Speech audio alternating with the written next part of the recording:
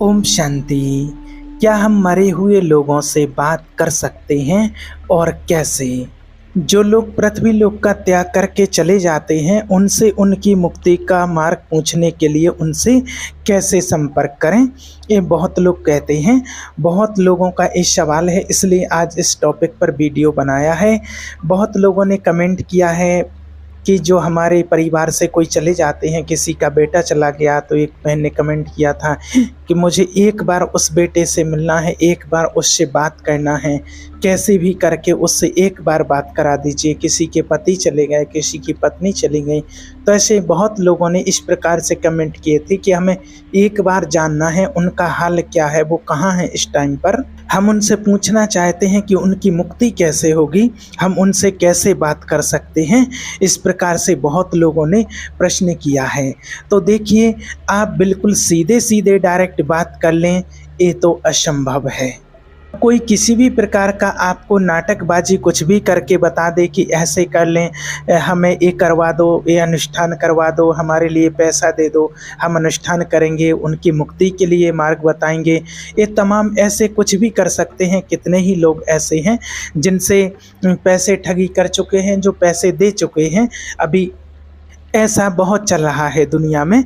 लेकिन देखिए, सीधे सीधे बात करना ये असंभव है। बाकी आपको कोई किसी भी प्रकार से भ्रमित कर सकता है, ये अलग बात है। वो आपको कुछ भी कहकर से आपसे बोल सकते हैं। और वास्तविक उस आत्मा की आप मुक्ति चाहते हैं, उसको जो भी आप शांति प्रदान करना चाहते हैं, सुख प्रदान करना चाहते हैं, तो वास्तविकता ये है कि उस आत्मा के लिए सबसे पहले तो आप एकांत में बैठ करके परमात्मा का ध्यान करके उस आत्मा को शांति का दान दें।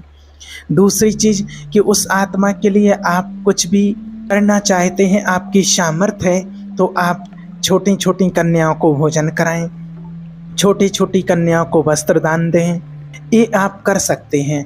आप खुद अपने घर में अपने हाथ से या अपने परिवार में किसी से भी भोजन बनवाएं, मार्केट से कुछ खरीद के ना करें तो ज़्यादा अच्छा रहेगा।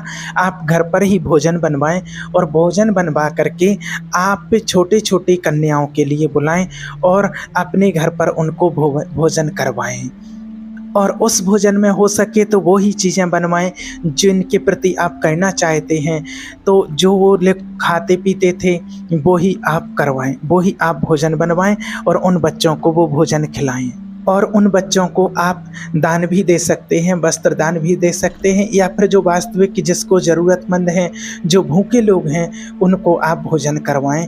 तो उस आत्मा तक वो चीज़, पहले तो आपको क्या करना है, भगवान को भोग लगाना है, भोजन बना करके परमात्मा को भोग लगाना है और वो शक्ति परमात्मा उस भोजन में भर देते हैं। और जैसे ही आप भगवान को वो भोजन स्वीकार कराते हैं, भोग लगाते हैं, तो वो शक्ति परमात्मा उस आत्मा तक भेजते हैं। क्योंकि हमें तो पता नहीं कि इस टाइम पर वो आत्मा कहाँ है, किस स्थिति में है, लेकिन भगवान तो सब जानते हैं कि वो कहाँ पर है, तो वो उस आत्मा तक भेज देते हैं। और आप शांति का पाठ करा सकते हैं उनके लिए। और सबसे अच्छा जो दान होता है कि आप उन आत्माओं के प्रति वृक्षारोपण करवाएं। आप अपने खुद लगाएं या अपने बच्चों से वृक्ष लगवाएं। आपके आसपास कोई गार्डन हो या खेत हो या कहीं पर भी आप उनसे वृक्ष लगवाएं, पौधे लगवाएं। जितना हो सके कम से कम 5 पौधे तो आप ज़रूर लगवाएं। अगर आप उनके लिए कुछ अच्छा करना चाहते हैं, उन आत्माओं के लिए, अपने प्रियजनों के लिए कुछ करना चाहते हैं, तो आप उनके नाम पर 5 पौधे जरूर लगवाएं। और ये सब कुछ करके संकल्प करके और आप परमात्मा को सौंप दो, परमात्मा को सौंप दो, उस आत्मा की उन्नति हो जाएगी। अब ऐसा तो है नहीं कि हम फ़ोन से बात कर सकें, कि फ़ोन करवा सकें कि आपकी मुक्ति हुई है या नहीं हुई है। आज तक कोई ऐसा प्रमाण मिला हो तो आप बताइए, कहीं किसी कथा में, किसी इतिहास में ऐसा प्रमाण कभी नहीं मिल सकता है। हाँ, एक बार की बात है, बताया था देवर्षि नारद जी ने एक जीवात्मा को बुला करके उनसे मुलाकात करवाई।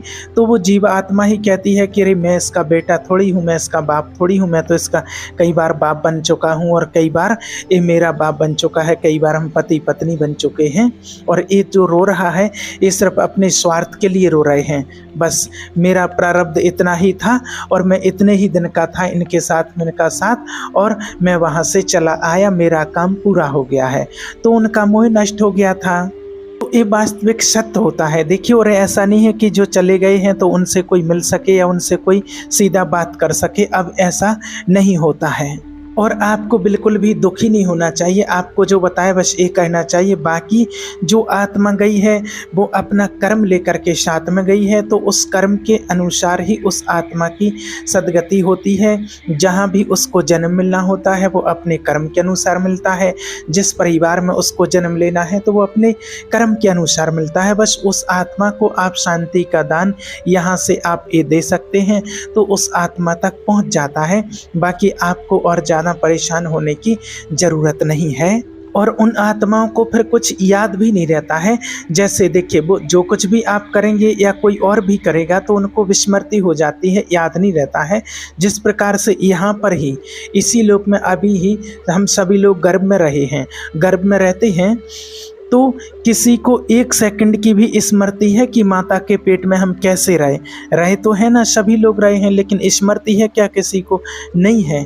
तो ऐसे ही विस्मृति हो जाती है। अरे अभी 2 दिन की पहले की बात ही अगर आपसे पूछा जाए कि आपने क्या खाया था, परसों आपने शाम को क्या खाया था, तो आपको सोचना पड़ेगा ना। एक बार तो ज़रूर सोचना पड़ेगा कि परसों शाम को क्या खाया था। अरे परसों शाम को, अच्छा हाँ, इतना समय तो आपको लगेगा ही ना। तो अब देखिए, जब परसों की बात सोचने में इतना समय लग सकता है तो 10-20 साल पुरानी बात को तो हम भूल ही जाते हैं। बस कोई कुछ बातें थोड़ी थोड़ी याद रहती हैं बस। तो देखिए, जब यहाँ से आत्मा शरीर छोड़ करके जाती है, यहाँ से शरीर छोड़ते हैं तो हमारा सारा, तो जब शरीर छोड़ते हैं तो हमारा शरीर, राख, सब कुछ यहीं पर छूट जाता है, यहीं पर हम छोड़ करके चले जाते हैं। अब वहाँ शरीर परिचय नहीं चलता है कि वहाँ पर कौन आ गया है, नाती पोता आ गया है, ये आ गए हैं, ये आ गया है, नहीं। वहाँ तो सब विस्मृत हो जाता है, सब अपने अपने कर्मों का फल भोगते हैं। देखिए, अभी जो हमें जन्म मिला है, इसके पहले भी पूर्व जन्म में हम इसी पृथ्वी लोक पर कहीं ना कहीं तो हम थे, लेकिन हमें तो कुछ भी याद नहीं है कि हम कहाँ थे, कैसे थे, किस रूप में थे, क्या था क्या नहीं था, कुछ पता नहीं है। यही नया जन्म हुआ और नए सारे संबंधी सब कुछ बन गए हैं और हमारी पहचान हो गई है। तो ऐसे ही जो पुराना शरीर छूटता है तो वहाँ सब कुछ छोड़ करके हम आ जाते हैं। बस ये स्मृति फिर नहीं रहती है जब जन्म हो जाता है कि हम कहाँ से आए, कौन है हमारा, कैसा क्या है। और एक बात और बहुत लोगों ने बोला है कि हमें सपने में आते हैं, कि सपने में बेटा आता है, कहीं हमारे कोई भी प्रियजन है, पिताजी है, पत्नी है, पति है, कोई भी है, वो सपने में आते हैं तो सपने में आकर के हमसे बोलते हैं, कुछ मांगते हैं, कुछ करते हैं। तो देखिए, एक कुछ भी नहीं होता है ऐसा। ये सब कुछ जो क्रिया होती है वो हमारे मन की होती है। मन के सिवाय और कुछ नहीं होता है, सिर्फ मन ही होता है। जैसे हम पूरे दिन में संकल्प करते रहते हैं, जिसके बारे में सोचते रहते हैं, या हम सोते टाइम जैसे संकल्प करके सोते हैं, वैसा ही हमें सपने आने लगते हैं। मन के सिवाय सपने में और कुछ भी नहीं होता है। ये सारा खेल मन का होता है, वही मन सब कुछ बन जाता है और कुछ नहीं होता है।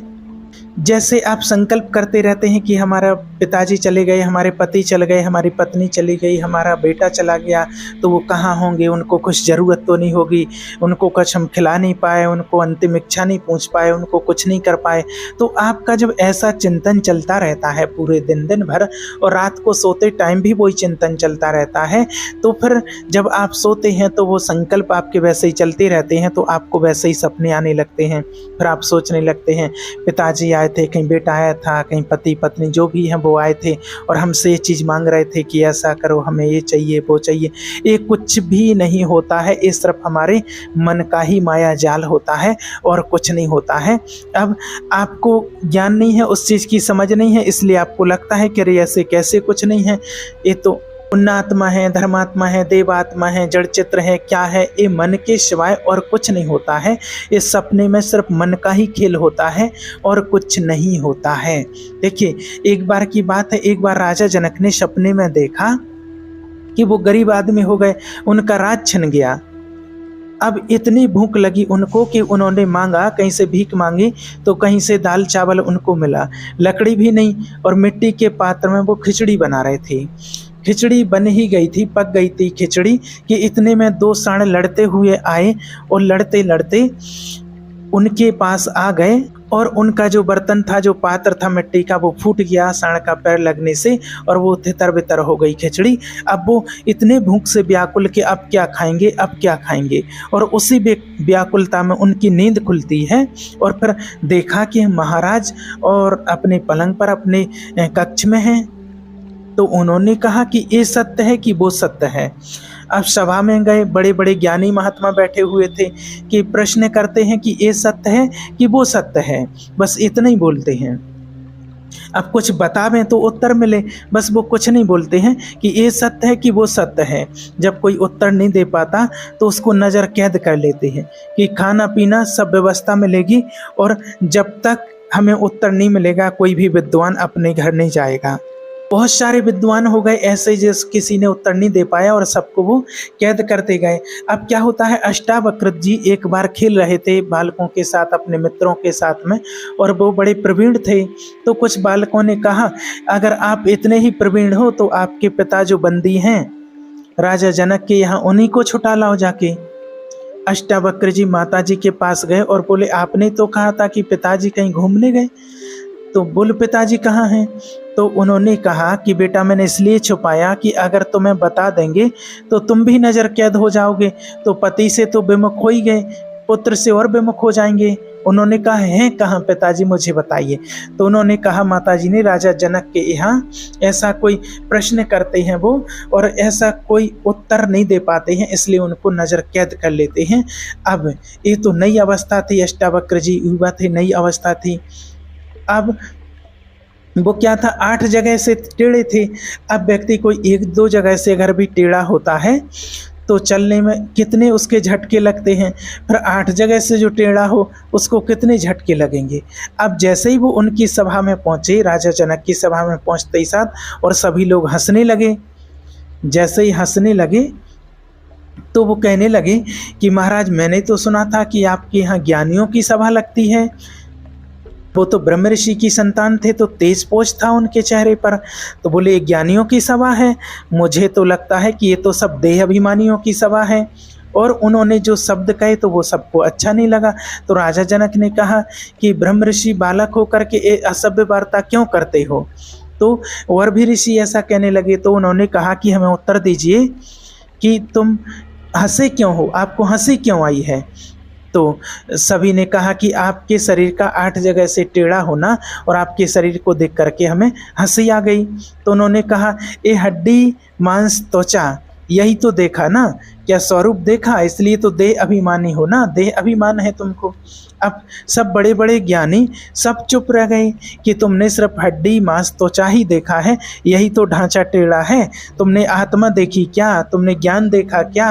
ये तो शरीर का कुछ भी आकार हो सकता है, कुछ भी आकृति हो सकती है, लेकिन उसके अंदर जो छुपी परमात्मा की संतान आत्मा वो कितनी तेजोमय है, उसमें कितना ज्ञान है, उसको देखा क्या। सारे के सारे जो भी थे वहाँ पर ज्ञानी सब चुप रह गए हैं। अब कहते हैं कि बोल राजा जनक क्या प्रश्न है।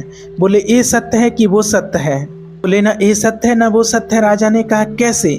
बोले जब तुम जग रहे थे राजन, तब तुम्हें सपना पूरा झूठा नजर आया, जो देखा है सपने में, और जब सपने में थे तो जागृत पूरा झूठा हो गया, क्योंकि सैया पर राज सैया पर पड़े हुए थे, ये झूठा हो गया। और जब जग रहे थे और तब वो तुम्हारा सपना झूठा हुआ। तो ना ये सत्य है ना वो सत्य है।